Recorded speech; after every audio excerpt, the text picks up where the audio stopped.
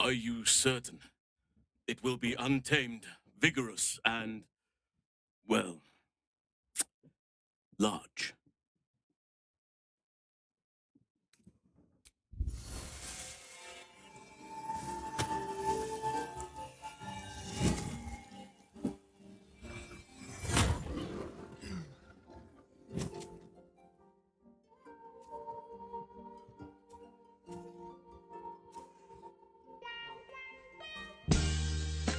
I've been really trying, baby. I've been really trying, baby.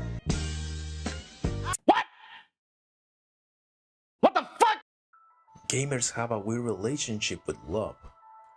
Not because they can't get into relationships, but because half of them are emotionally married to fictional worlds already.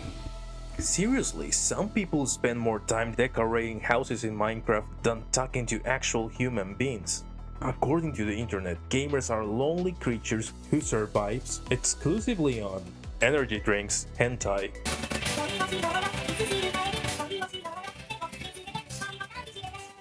and emotional damage. Emotional damage. Emotional damage. Emotional damage. The male gamer in his natural habitat. Notice how he avoids eye contact after a woman says hello. Fascinating. Let's be real, the stereotype exists for a reason. A lot of gaming culture is built around escape. And I get it. Real life is stressful, gamers are predictable, games reward you, games give you progression, games makes you feel important. Meanwhile, real relationships are confusing, awkward, expensive, emotionally dangerous, and don't even have skill trees. One of the weirdest things about gaming culture is how emotionally attached people became to fictional characters. Look, I'm not judging, some of these characters are written better than actual people. It is you 100%. Junpei should have ended with Aja, not Tsukasa. I don't care what you say. The ending is garbage. Sorry. My inner otaku got the better of me. And sorry for the spoilers. But gaming also created this strange emotional middle ground. You're not completely alone, because you always have streamers, Discord friends, online guilds, virtual worlds.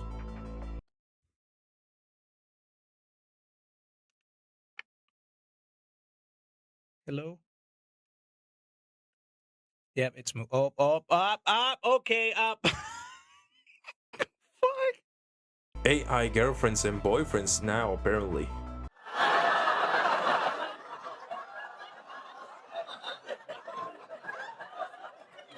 Better? Yeah, you got it.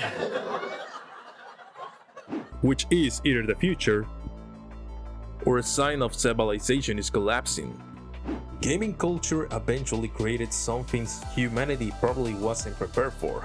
People falling in love with fictional characters. And I don't mean fictional crushes. I mean really emotional attachment. In Japan, some people became so attached to virtual companions, they literally held unofficial weddings with them. Honestly, as insane as that sounds, well, I kind of understand it. Real relationships are unpredictable, virtual ones aren't. A fictional character can ghost you, cheat on you, judge you, or leave you emotionally destroyed after saying we need to talk. They're designed to love you back. And maybe that's the scary part. Some games don't just sell escapism anymore, they sell emotional comfort. They're all kind of trying to answer the same question. What if connection could be guaranteed? But real love doesn't work like game design. You can't optimize people. Unfortunately. And now we reach the point where some people aren't just dating fictional characters anymore.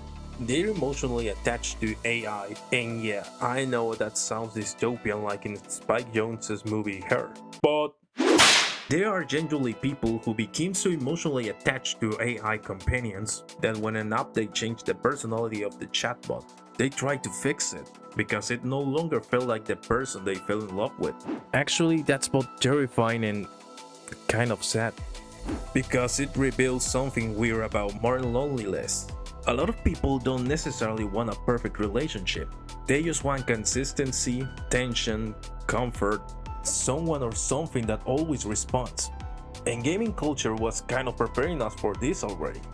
Dating sims, gacha games, visual novels, waifus, romance mechanics in RPGs.